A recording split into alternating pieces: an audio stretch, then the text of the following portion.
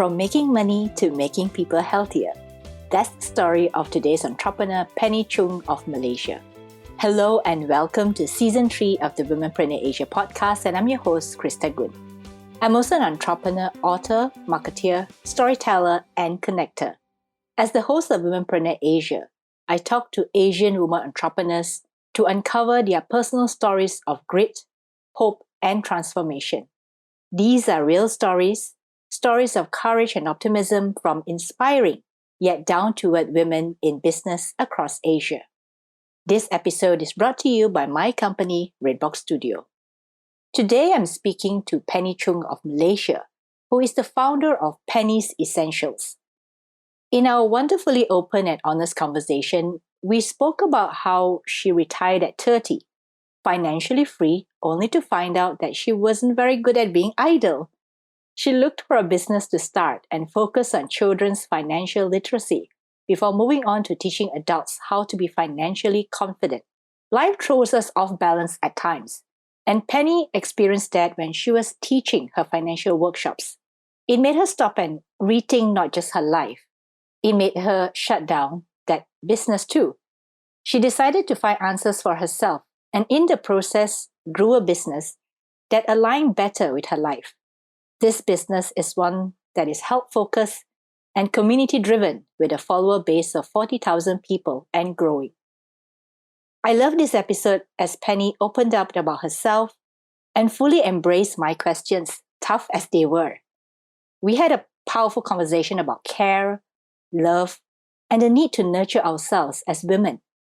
This is probably the first time that I made a guest tear up on my podcast. I didn't do it intentionally, but it also demonstrates how great conversations can help us all unearth insights so that we can understand ourselves so much more. Do enjoy this episode. Hi, Penny. Welcome to Womenpreneur Asia. Hi, Krista. Very nice for you to have me here.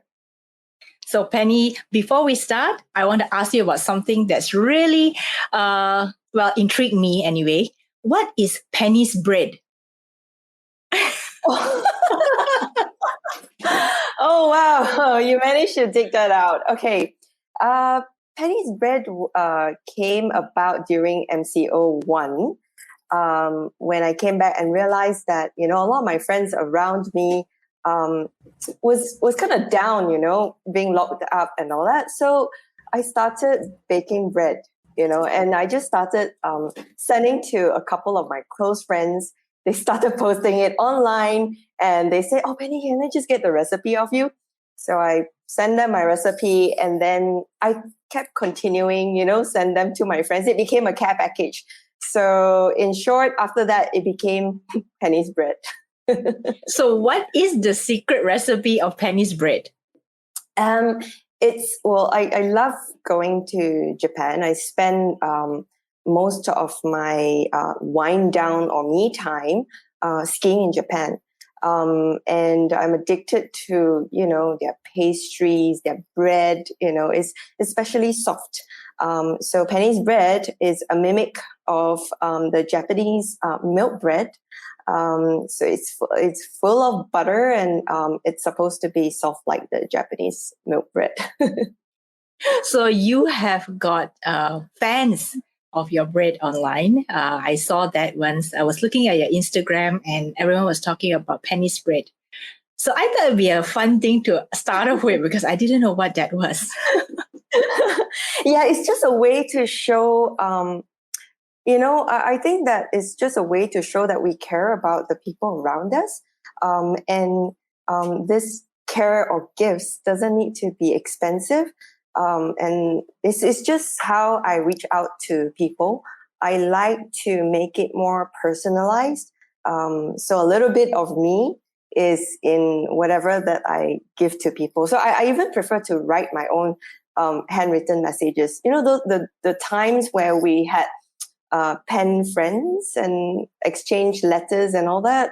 I still keep quite a lot of those letters till now, so I'm old school that way. So I just hope my friends won't feel that, it's too much sending them my handwritten notes and just a little something that is inexpensive, but something that I make. I totally resonate with you, Penny, because I love it when I get care packages and surprises in the mail. And today I got two surprises. I was very excited too. I got a lunch surprise from a friend, as well as a book that came all the way from LA, from Wow. someone I met online. So I think her postage was more expensive than the book itself. Yeah, you're right. Because what I do is I Lala move the bread over. The Lala move, the fees are actually it's more expensive than the bread itself. But it's so nice to see someone smile. On Facebook or wherever. There's just so much negativity around us, and it doesn't really cost a lot to put a smile on someone's face. So if So I have that's time, I'll do that. Yeah. yeah. So that's why you do what you do. So now that we've talked a little bit about what you do for your friends, let's get back into your entrepreneurial adventures because that's where we are here to talk about, right? So tell me, that you had some adventures since the day you began as an entrepreneur.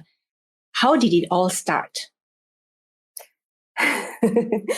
Well, it all started, I would say, probably about 10 years back when I just came back from the Middle East, where I had close to 7 years stint over there.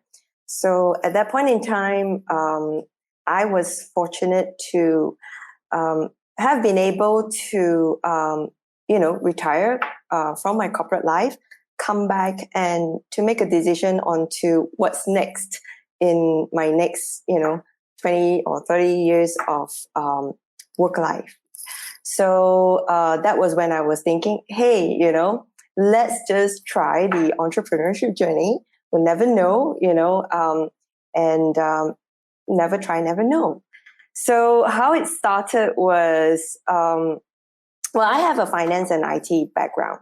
And when I came back, I realized that, wow, our country has gotten more affluent. We have all these Starbucks shops, all these nice cafes popping up, and each one of them, I mean, a cup of coffee is 15, 16, 18 ringgit, and I still remember I could not afford that when I left, and I was thinking, oh my God, this Malaysia has gotten so much more affluent. How did people do it, But when I studied a little bit more, I realized that it's really not that we've gotten that much affluent because when I left, the starting salary for graduates is almost the same as when I came back, plus minus maybe 200 ringgit more, So I was like, 7 years later and they're still earning the same, but I couldn't afford, what people are affording right now.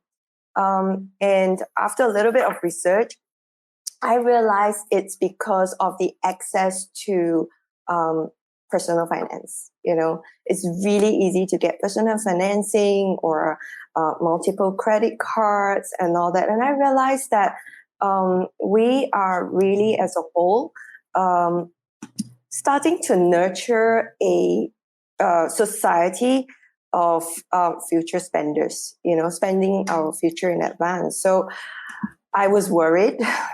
And since I was thinking of, starting my own business, I thought, hey, let's start educating the young, and I started, I took a franchise that focuses into financial literacy for children. That's my first business. Unfortunately, not long into that, I learned that, hey, to change or to make an impact in the young, we really do need to spend a lot of time with them, because they're really only spending about 2 hours, 4 hours max a week with us. And they're spending most of the time at school with their friends around them, in the society, So they are still influenced by them, And because at that point in time, I'm a lot more financially flexible. So I was thinking, look, this is not the kind of journey that I want to pursue. Then I sold off that business. And I went into basically venturing into teaching adults about money, about financial literacy, because I was thinking, hey, to change the adults, to help the future generation, best way to do it is through adults, based on my past experience, right? And that was what I did. And I took on the lessons of, my experience from my corporate world and my growing up experience, and made them into a financial literacy course. Unfortunately, midway into that, maybe the first year actually into that, I was facing a lot of physical health challenges, possibly because of the first 10 years of my working life. I focused mainly in, getting myself financially free. I didn't really pay attention into health at all. So you work really hard. 2 or 3 a.m. in the morning is normal, and I don't really care about what I put into me. It doesn't matter, what my posture is. Exercise was the last thing that I think about, I think in my mind it's more about, hey, what's my next corporate rank? How do I get there? How do I get promoted? How do I get better income wise? Because most people didn't know that my dad went through financial bankruptcy in my late teens, and I really had to basically I had to support the family financially. So that was tough for me. So the first 10 years of my life, all I was thinking about is, how do I get there? How do I be? Don't laugh at my aspirations, but I was thinking at that point in time, it was a man's world. I want to be the first women CEO. I want to be the first women partner. How do I get there? So that was what I was thinking of all the time. And I really didn't care about my health. So by the time I ventured into my second business, the first year itself, I had a lot of health issues. And at that point in time, it was migraine. Actually, migraine already, when I put some thought into it, it really started in the beginning of my corporate journey. I didn't pay very much attention to it. Like a little bit of headache, go to the doctor, get some meds, sleep it off, and off we go again. Unfortunately, 10 years later, it wasn't that anymore. Migraine turned into a lot more serious. And I remember at one point, the most serious was I couldn't get out of bed for 3 days in a row. It's scary, and it's very painful because I couldn't eat. I couldn't even drink. I couldn't sit up because all of that is just very painful. Just having light in the room itself would cause nausea. So it would have been considered fortunate if the pain happened at home, because I'm at least at home. There were times I get pre-migraine auras and attacks when I'm driving. So that got got very serious, and it was very scary for me. So that was a wake-up call for me. And that was when I was in my early 30s, and that gave me a whole perspective change about my career, about my health. And that was when I realized money is not everything. And whatever wealth that I managed to amass or save or make does not mean anything if I have no means to enjoy it. If I could not even stand up and eat, and all I could drink was water, right? What if there was sushi, sashimi, and all that? I cannot even enjoy it. So that was when I said, look, enough is enough. Let's pay attention to my health.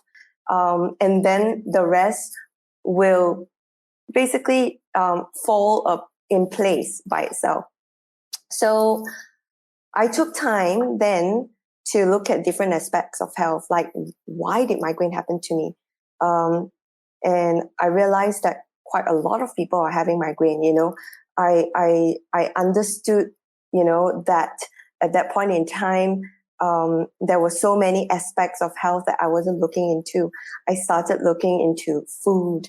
I started looking into hydration and how it would affect us. Started looking to exercise and how it can improve our health.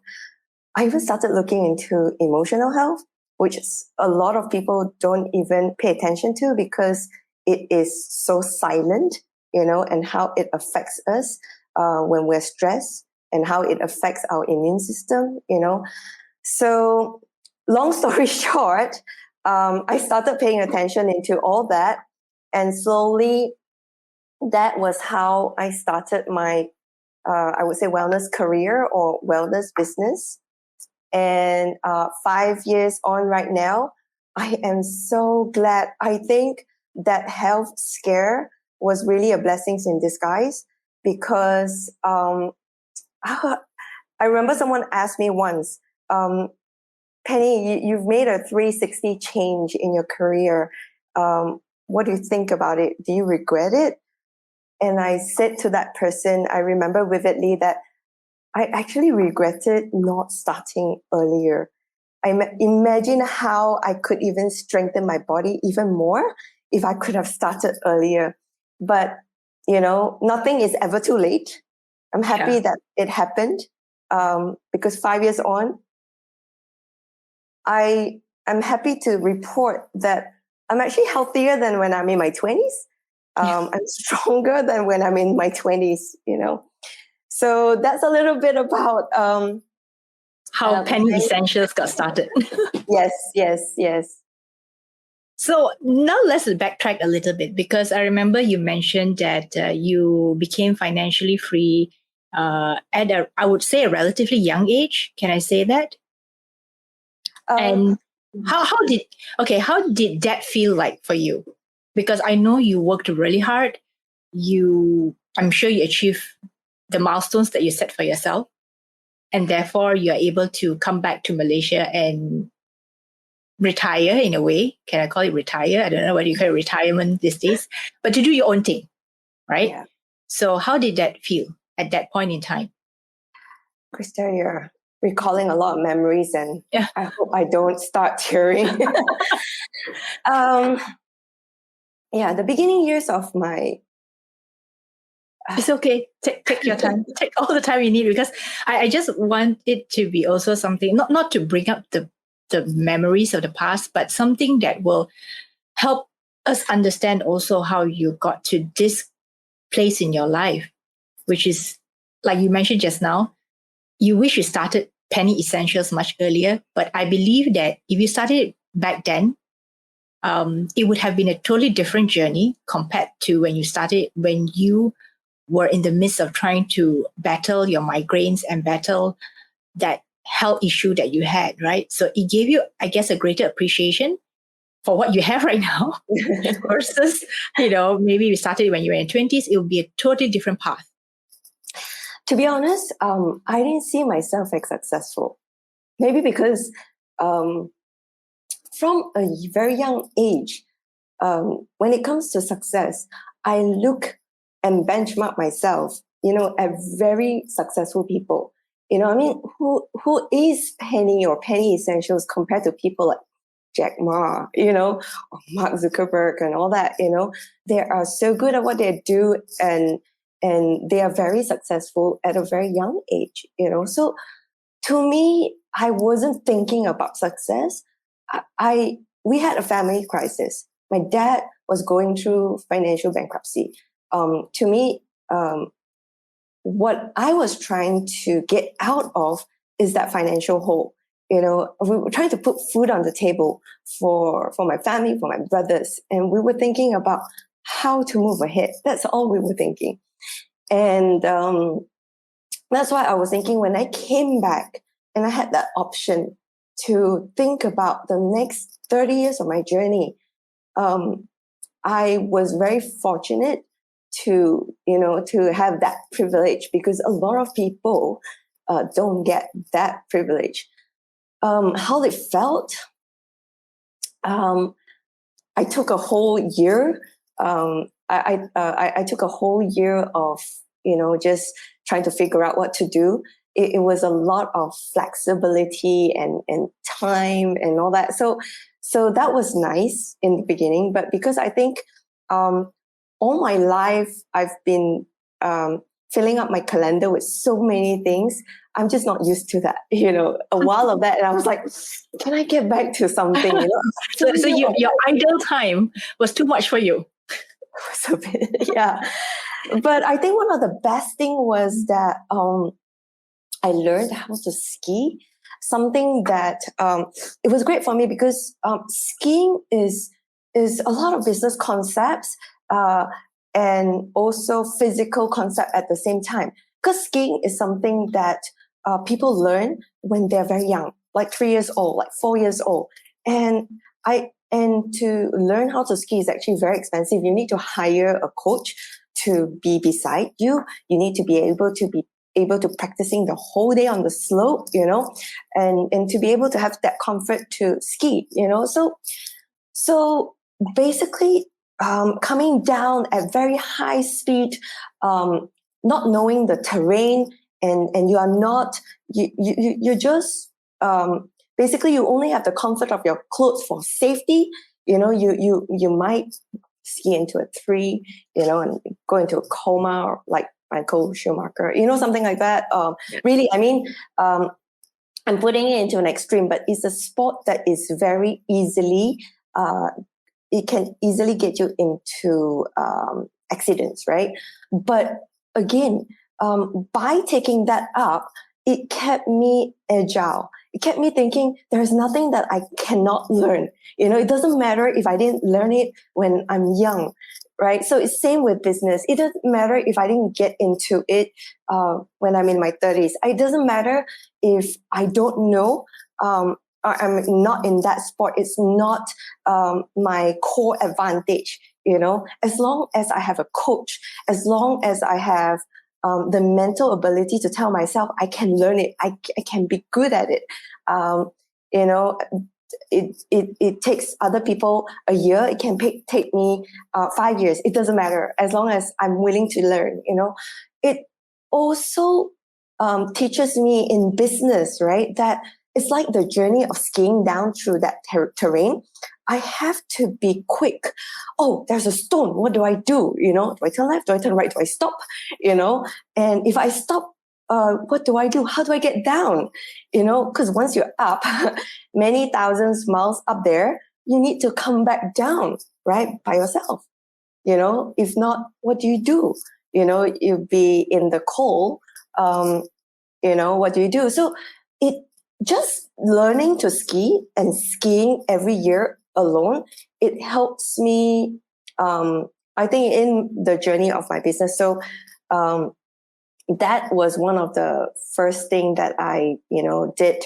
And I'm very glad that I did that, because it prepared me, I think, in my entrepreneurship journey as well.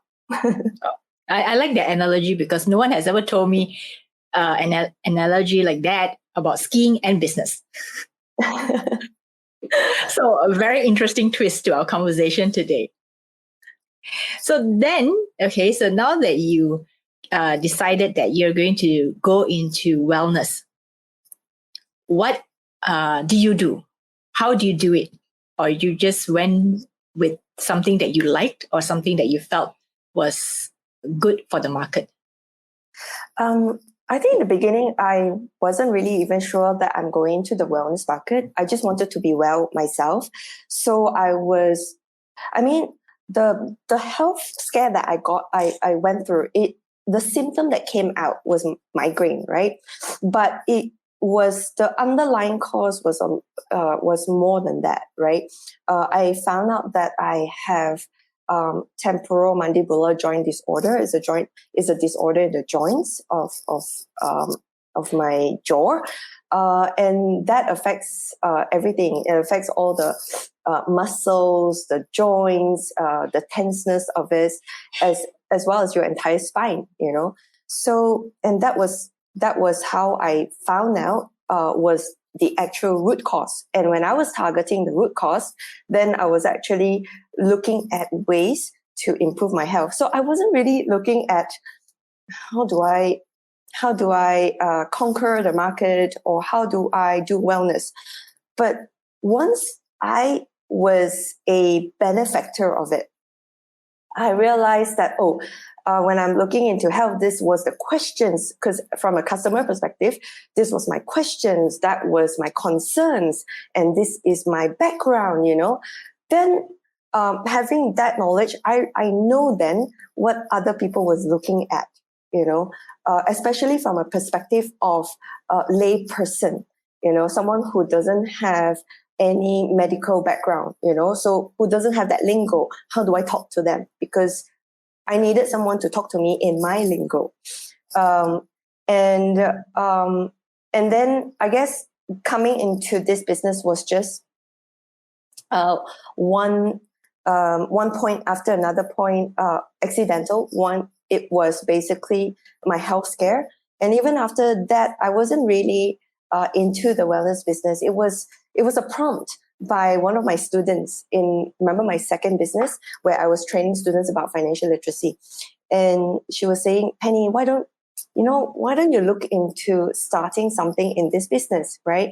Can you help me look at this company and study it and see if it's a good company, and I can start be a sales distributor and putting my name behind this company and start basically talking about this product, or recommending this product. And that's how I started, right?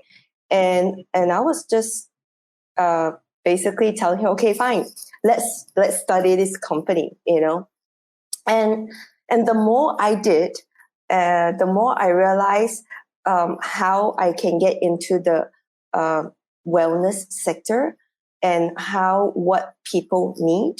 And I remember that, one of the first things that we advocate is what we call holistic living and natural living.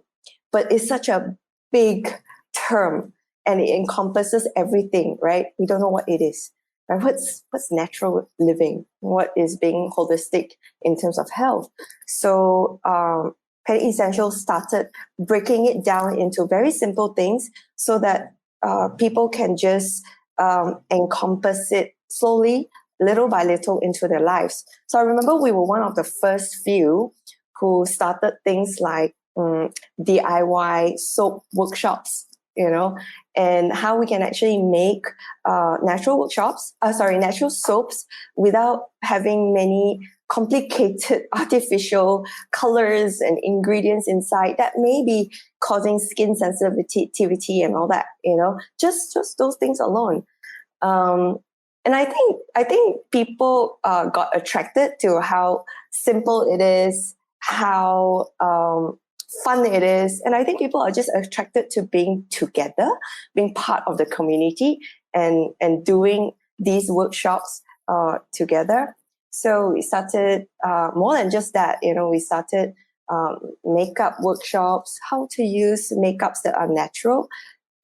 Because if you notice, we all don't want to make up like superstar, because that's not what our environment requires. We just need to be presentable to get to work and to meet people, right? But how do we use natural things that doesn't basically affect our skin? Our skin is one of the biggest organ, in the entire body system, right?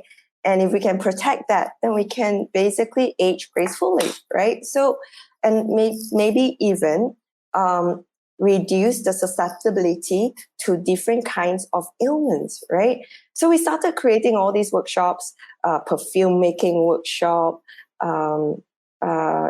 even image workshops and all that. And all our workshops, unless, they need to invest in a little bit of ingredients, they're all almost free. So I think that's how, I guess, people are attracted to us, and how, before we know it, I mean, we started with just 3 of us.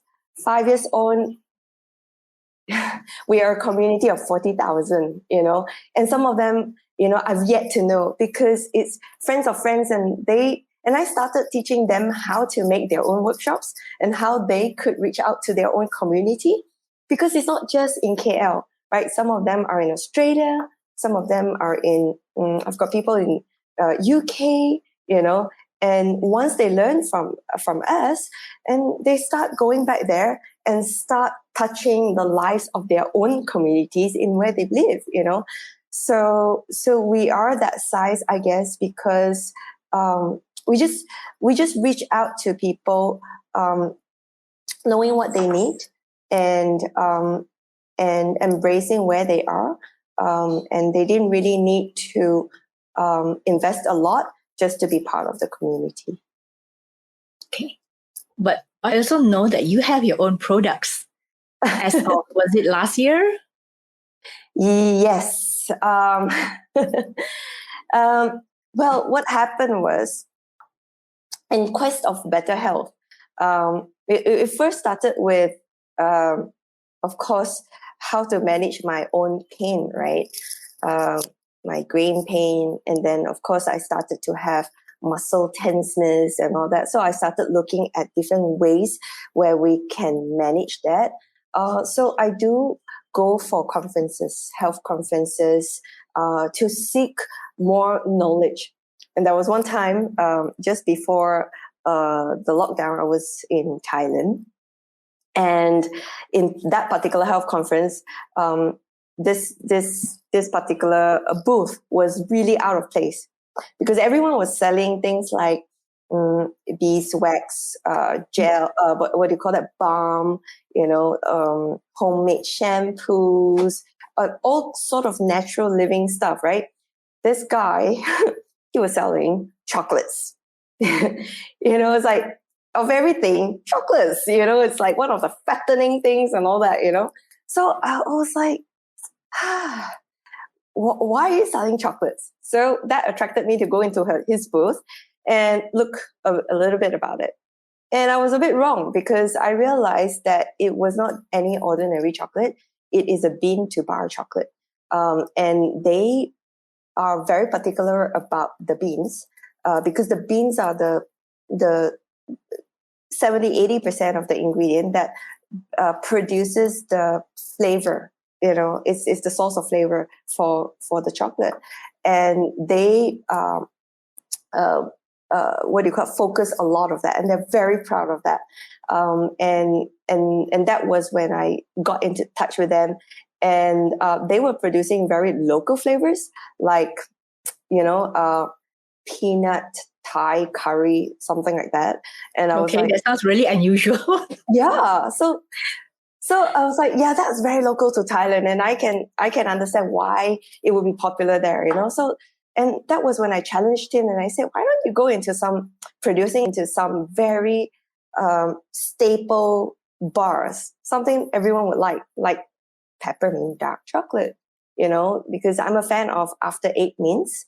And I like how the menthol mint feeling that you get out of After Eight Mints, but I really dislike the sweetness that comes with it. So I said to him, okay, my challenge to you is that, if you can produce a bar that is of this, flavor, then maybe we can look at some collaboration. And he looked at me, rolling his eyes, basically telling me, hey, I cannot find that kind of quality of essential oils. I'm like, oh my God, where did you come from?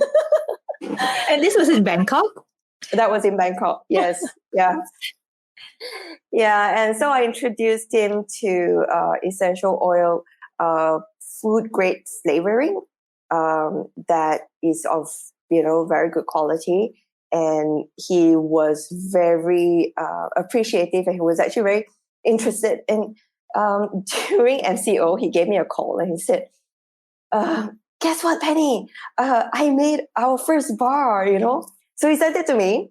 I was like, oh my God, this is what I wanted, And I started sending it out to friends, and In your about care packages. yes.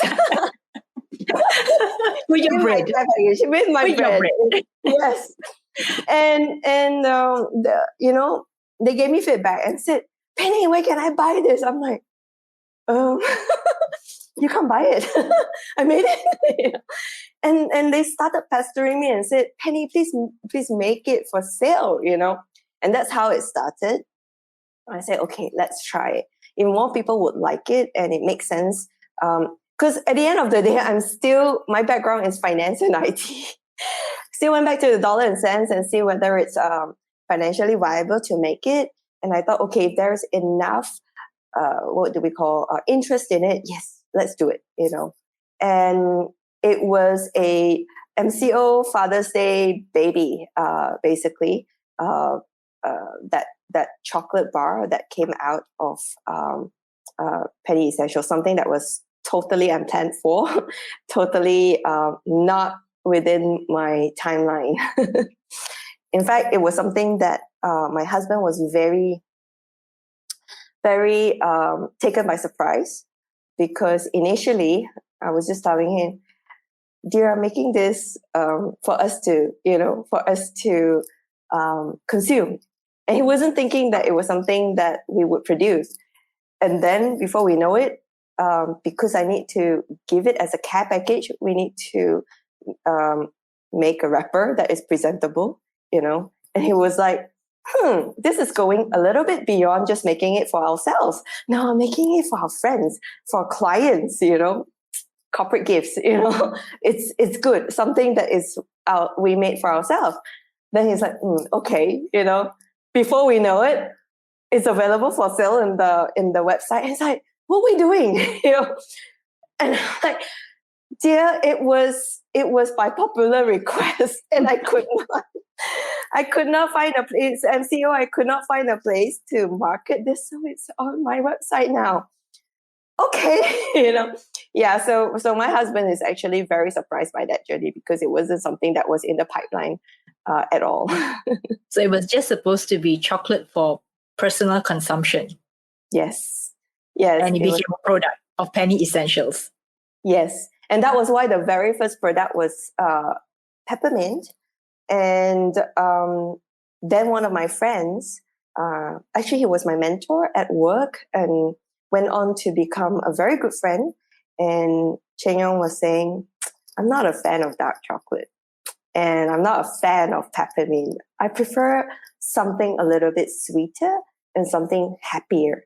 Chocolate is supposed to bring happiness. So make that bar and I'll buy it from you. And what is that? What flavor is that? And that was orange. I hate it when, especially one of my mentors, my mentors professionally at work that became my friend, put me a challenge like that. And I was like, I have to do it, and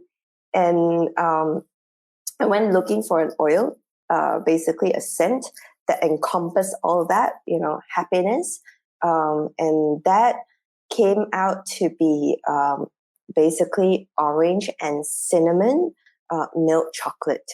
And we like that a lot because that also reminds us of Christmas, a season of giving and thankfulness as well. And if you think about that, you think about having a cup of hot chocolate, and usually I spent a short journey of my university life in the UK, and we're very fond of making hot chocolate with a little bit of cinnamon when it's cold in the winter, so it reminds me of that. So that's why in our hot chocolate, I like to put a little bit of cinnamon in there to remind me of that taste. And then another client of mine came back and said, Penny, do you know that your chocolate can be made into hot chocolate like the one that you've just mentioned? I'm like, how? Just take 5 pieces, 5 squares, and melt it into full cream milk. And there you go. And I'm like, so all my innovations really isn't me. I may have started with one idea, like taking care of health, but it was the community within us that really expanded that into something more. And it was because we focus into what they like and want. So we took that, and that become part of us. And they like it too, because that became part of them. And remember my mentor that said, if you would make that bar and I buy it. So last year, he bought a whole bunch of it, and he started giving it to his mentees, close friends. And that's how we were discovered, because his mentees are, high flyers in the corporate world, and that's how we were invited to be listed to be part of Astro Go as well. It's because they themselves enjoyed the product, and they go like, hey, I think my audience would love this too, and that's, I guess, how our network or community widened. It didn't start because of that. It just started because we want to reach out to the community, and we want to care about them. And they may not be able to see that on a website, but my wish is that they see it in our products and in the services that we provide. Oh my God, Krista, look what you've done. But it's a good thing. It's a good thing because sometimes through conversations, we realize a lot more about ourselves. And I realize that about myself all the time, is that I can sit and think for the entire day, but I will never get the answers right. But if I sat and talked to someone and suddenly I realize, oh, that's an insight. I can't even remember thinking about something like that. But through a conversation, I think that sparked that idea, that gave me that burst of inspiration, like, hey, I've got this new thing coming up, right? So that's where I believe that conversations like these are important. I think even far more important for women, because we need to really talk. And if women don't talk, we don't know what's happening with each other's lives, and we don't know what we can do together. It's not like doing solo, but doing it together. So that's why I'm really amazed that you built up a community of 40,000 people by the very fact that you just wanted to talk about wellness and health and taking better care of yourself. And from there, you became a chocolate maker. Can I say a chocolate maker, chocolate producer? What are you now? I don't know. I don't know. Tedler called me a chocolate chocolatier. Okay. But to be honest, it didn't really matter what title they gave me. At the end of the day, I'm the same person I am yesterday as I am today. I think one of the main thing was I realized in my journey that I think in the beginning I felt I was, like you said, very alone. I thought I'm probably the only person suffering this.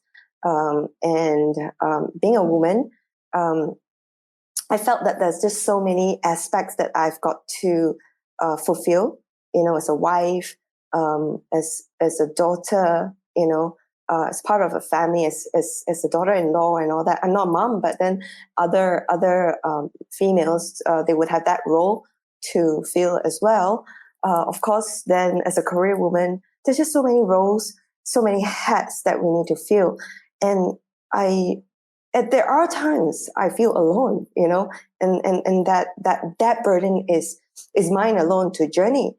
And when I was battling that, there was a short moment I felt that, until my husband came to me and said, look, there is me, and I'm very fortunate that he was there to remind that, to remind me of that, So when one of the mottos of building Penny Essentials is to reach out to women and to let them know that they're not alone too, and that was probably why or how when we create or curate the workshops, it was for having them in mind,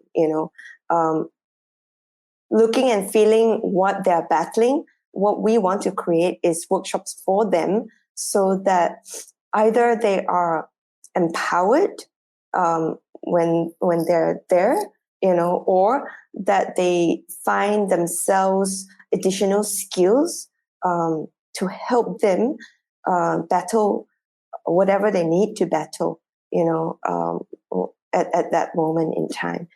And I guess that was what was most attractive in that sense. I wasn't there. I didn't give myself a figure of 40,000 or whatever, to build.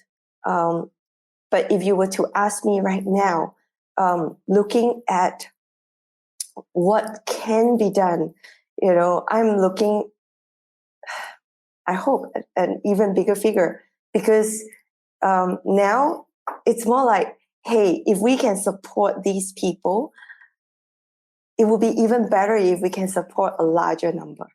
That's what's in my mind right now. How do you connect with your 40,000 people? It's like they're all over the place, right? They're not only just in Malaysia, they're also in other countries like you mentioned just now. So how do you keep that relationship strong? I try. I cannot say I'm good at it, but every day I try to find new ways of connecting with them. We have basically social media platforms. We reach out to them. We make ourselves available so that they can actually reach out to us, because we don't know where they are. So we have, and we are present in platforms that are popular. So hopefully then they find themselves easy to connect with us. So we're in Facebook, we are on Instagrams. And I noticed that I don't want Penny Essentials just to be a corporate figure, because that doesn't connect with people, that doesn't connect with women.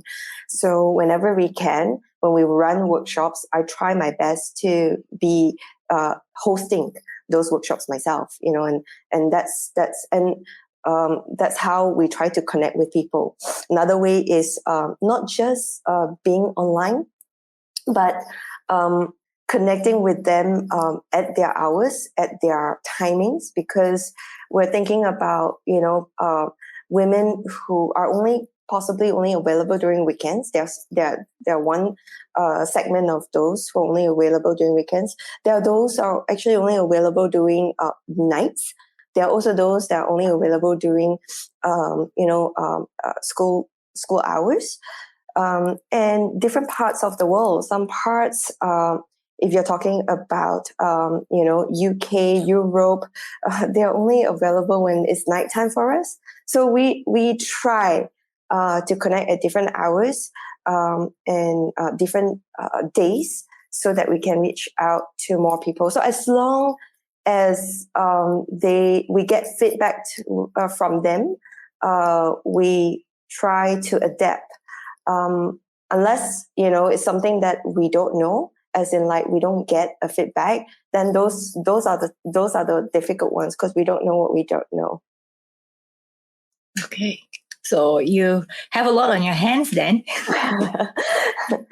Yeah, it is a challenge. So because the thing is, daytime is usually work time. We do a lot of administrative tasks during the daytimes. Another thing we do is, for me, I invest back. That's my aim. About 30% of my revenue back into the community, to create resources or platforms, or even hire people, so that it's not just me alone, to help them, and to just keep churning resources to be able to support the community. I alone am definitely not enough, time to connect with all these people. So in the morning, I spend my time mostly doing a lot of business work, administrative work. At time, I would, in the nighttime, I would have to segregate some time for family, and then, another segment of time to connect with those who are only available to those time. And then I would cut out a short chunk to wind down. Being the wellness journey, I realized that that's actually quite important, because I must say our society, our community, they are quite informed right now. They know what are the good things to do to take care of their health. Unfortunately, there are more to that, right? Something I wish that they would know more is about, say, stress. I would say that's the silent killer, because most of us don't realize that when we battle with stress, our body creates a type of hormones called cortisol, and cortisol actually worsens our immune system and make us then more susceptible to falling sick. So we fall sick not really because our body is weak, but there was something that caused it, and one of the biggest cause of that is actually stress. So I myself would try to manage that so that I don't get into that as well. So yes, part of managing that is actually time management, so that I can be at different places at different time, and reach out to more people. Okay. Then right now, how many chocolate flavors or chocolate types of bars that you have? I know there's peppermint, there's orange. Yes, there's peppermint, there's orange and cinnamon, jade lemon and coconut. And then there is lavender and poppy seed. We just launched lemon and sea salt. We also launched black pepper and chili, dark chocolate. We are looking to probably launch 2 more and some interesting flavors for Valentine's. Wow. So a lot has been happening even on the side of producing chocolates, right? Not to mention the essential oils business and everything else they've got going before this started. Like one thing come after the other. It wasn't planned, and then we took feedback, and friends was like, "Hey, did you how come you not thought of our interesting flavor?" And I'm like, yeah, interesting, and that's how we journeyed on. Okay. So now I'm going to ask you this question. This is a tough one, right? What is that one question that you keep getting asked about that you wish you could answer openly and honestly? And did you answer that in the early part of our interview? Inadvertently. I actually thought about this question. I had and I totally forgot about. I do get a lot of questions that and it was very difficult for me to answer this question, because I had to pick one. But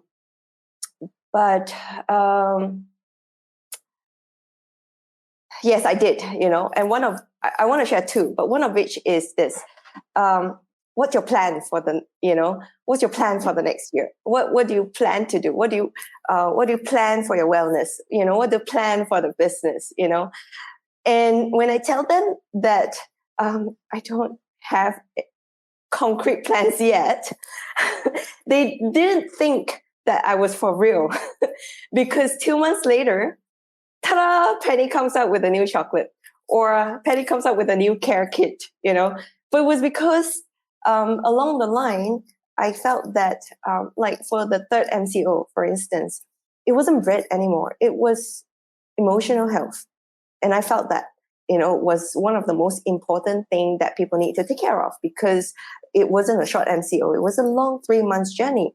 And I think people are very easily falling back emotionally. And one of the things that was in that care package was food spa.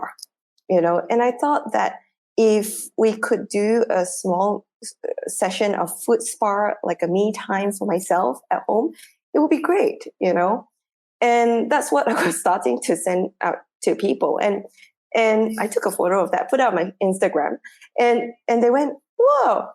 And people actually dropped me messages to ask me to sell it to them. Did you create that food spa package or product? Yes. Just for your care packages, right? Yes. And I was actually sending it out to my friends, again, like how Penny Bread came about with the chocolate. It wasn't intended to be a product. And that became an SKU on my website right now because it was being asked for.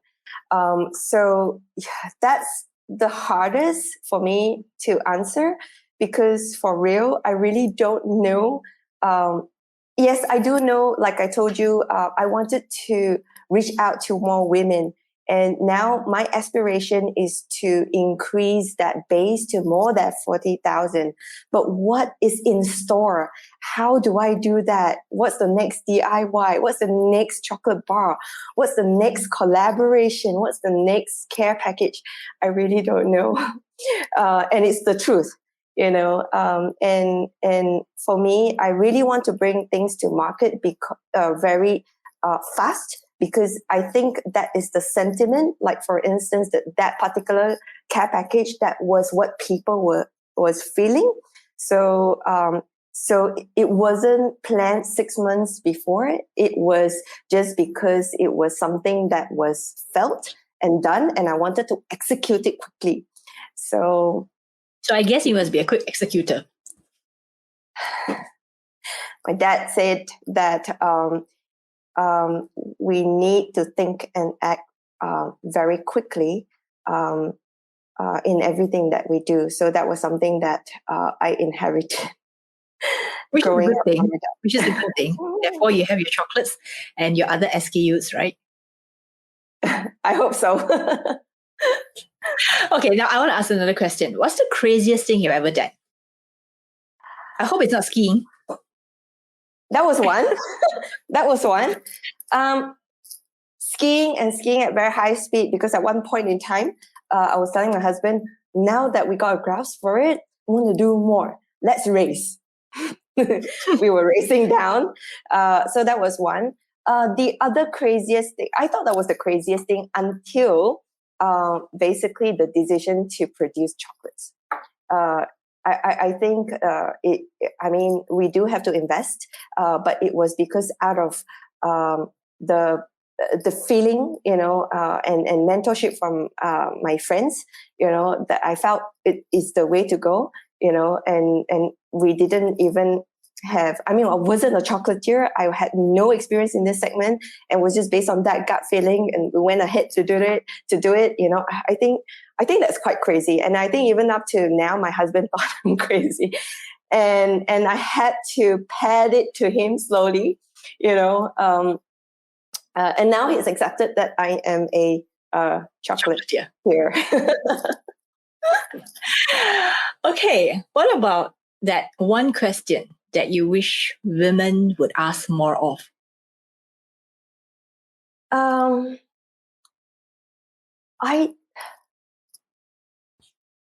think I would love women to. Women ask a lot of very, very good questions, smart questions, But one thing about women is, I noticed, is that they have this natural tendency to be selfless. Everything about them is a natural instinct to provide, to care for their family. So the first questions would be like, how do I do this? It is in the interest for my child, interest of my family, interest of my husband, my mom, my dad, So I think one question, if I could ask, or wish women could ask more of, is how could I do it for myself? and not being narcissistic, not being self-centered. And because I know women, even if you get them to do it, they can never be in that position, right? But in the, in an emergency, even a captain would tell you, please care for yourself, provide the oxygen mask for yourself first before putting it on the person who needs it next to you, right? The thing is, our cup needs to be filled first before we're able to provide for the others. So if I could, my wish is for them to ask, how could I do it for myself first? Because I know the natural tendency is after they do it for themselves, they're going to do it for everyone else, That's women's like natural inclination, right? If you think about it, right? I want to bake a bread. Because of what? They learn to bake it for their family. So if they ask how to make it for themselves first, if they ask how they can be successful for themselves first, then I think then the people around them, our society, our community, would benefit greatly from that. Yeah. So I think that is really good because I think the self-care part has been missing from many women because we, like you said, right, we tend to put others before ourselves. But over time, we probably get into this rut where we feel sometimes just doing and doing and doing and forgetting themselves. Slowly, pieces of themselves are like floating away, like they're not even sure of who they are because they've given so much out there that they don't know who they are inside. Yeah. And I think that's a really powerful thing that you just said. And I hope more women, men and women listening to this can also take themselves, put themselves first, prioritize themselves and before they do it for others. Not that one is better than the other, but you just have to take care of yourself, especially now in these times, right? If mentally, emotionally, you're not strong enough, you can't be there. You can't take care of the people around you. Definitely. And I really have to thank my husband for this, to be truthful, because I remember battling through those times. I was in pain, and I already am married. I have a family, right? So I feel that I still have the responsibility to provide, to be there for my husband, to care for the family. I mean, simple things. I was upset that I could not do chores. I was upset I could not, cook for him, and he went, look at you. You can't even get up, let me be there for you, why don't you just get well first, and you can provide when you're well, right? So I was glad that he actually he drilled it down into me, and that it's okay for me to be well first, and I think because of that, that allowed me to carry the same message to other women and not to feel guilty about it. It's very normal for us to feel guilty about it. And he reminded me that, as much as it is my responsibility to be there for the family, that I should not deprive him of that responsibility to be there for me when I actually needed it, And I didn't really think of it in that aspect, like, oh, I'm actually depriving you of that responsibility, and that was actually also an eye-opening experience for me. So I like what you say. I like what you say also because sometimes, and I always tell people this, right? Sometimes you have to ask for help. Yes. It's not all the time that you can help people. It's not all the time like, how can I help you? How can I do this for you? It's like sometimes you have to just take the other role and say, how can other people help me? Yes. And that itself gives the other side a chance to help you. Yes. Yes. Otherwise, they never have a chance to help you because you're the major super helper, right? You're helping the whole world. You're like, there all the time. So we're at the top of the hour. So there's two more questions I want to ask you. What's that one key takeaway? So we've talked a lot about you, your business, how you came to be doing Penny Essentials, how you became a chocolatier, some of your life philosophy, and of course, Penny's bread. So what's that one key thing that you want our listeners to remember as a result of having listened to a very interesting, intriguing conversation of the past hour? I really hope they don't take away the Penny's bread as the key takeaway. They could be ordering that, and there could be an SKU on your website. Oh my God. I would need a full-fledged kitchen for that. Well, for me, I guess if there's one thing they can take away and remember from this conversation, I would say wellness is everything and in everything. Take care of your body, and your body will take care of you. So that's my wish for actually everyone, all your listeners, whether be it men or women. I think our body is just a vessel, for us to do so many more things. And if we can take good care of it, there's so many more things that we can achieve. Yeah, and so many good things that we can do in this world, right? With a healthy body and a healthy mind. Yeah. And where can people find you online, finally? It's very simple. I'm trying to make it easy. So if people remember me, so they would remember my name. And we call it Penny Essentials because it's everything that is essential for health. So pennyessentials.com is where they can find me. Be it my thoughts, my services, my products, or just getting in touch with me. That's how they can look me up. Okay. Are you on any social media channels? Oh, yes.